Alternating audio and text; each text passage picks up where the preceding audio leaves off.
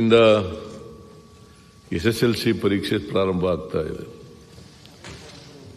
ನಮ್ಮ ಸರ್ಕಾರ ಎಲ್ಲ ವಿದ್ಯಾರ್ಥಿಗಳಿಗೆ ಫ್ರೀಯಾಗಿ ಬಸ್ನಲ್ಲಿ ಕರ್ಕೊಂಡು ಹೋಗ್ತೀವಿ, ಸರ್ಕಾರಿ ಬಸ್ಗಳಲ್ಲಿ. ಸೊ ನಾನು ಕಳೆದ ವರ್ಷ ಒಂದು ತೀರ್ಮಾನ ಮಾಡಿದೆ, ಯಾರಿಗೂ ಗ್ರೇಸ್ ಮಾರ್ಕ್ಸ್ ಕೊಡಬಾರದು ಅಂತೇಳಿ. ಯಾಕಂದರೆ ನಿಜವಾದಂಥ ಸಾಮರ್ಥ್ಯ ಗೊತ್ತಾಗಬೇಕು ವಿದ್ಯಾರ್ಥಿಗಳದು ಅಂತೇಳಿ ಗ್ರೇಸ್ ಮಾರ್ಕ್ಸ್ ಕೊಡಬಾರ್ದು ಅಂತ ಹೇಳಿದೆವು. ಇದರಿಂದ ಶುರುವಾಗ್ಬಿಟ್ಟಿತ್ತು, ಕೊರೋನಾ ರೋಗ ಬಂತವಿಂದ ಗ್ರೇಸ್ ಮಾರ್ಕ್ಸ್ ಕೊಡ್ತಕ್ಕಂಥದ್ದು ಶುರುವಾಗಿತ್ತು. ಅದಕ್ಕೆ ಈ ಸಾರಿಯಿಂದ ಗ್ರೇಸ್ ಮಾರ್ಕ್ಸ್ ಕೊಡಬೇಡಿ ಅಂತ ಹೇಳಿದೆ. ಸೊ ಈ ಸಾರಿ ಗ್ರೇಸ್ ಮಾರ್ಕ್ಸ್ ಇಲ್ಲದೇನೆ ವಿದ್ಯಾರ್ಥಿಗಳು ಪರೀಕ್ಷೆ ಬರೀತಾ ಇದ್ದಾರೆ.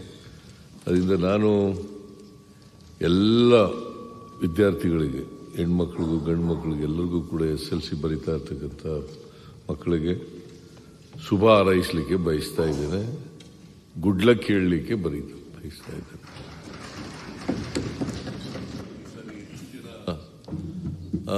ತೇರ್ಗಡೆ ಆಗಲಿ ಅಂತೇಳಿ ಪ್ರಾರ್ಥನೆ ಮಾಡ್ತೇನೆ. ಉತ್ತರ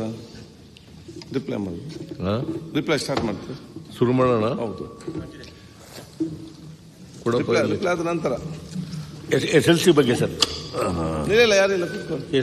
ಅಲ್ಲ, ಕೊಲಿವಾರ್ ಕೂತ್ಕೊಳ್ಳಿ.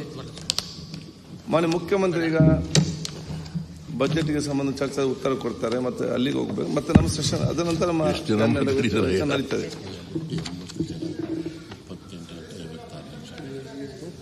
ಅದಾಗುದು ಏನಿದೆ ಸರ್ ಬಂದ ನಂತರ.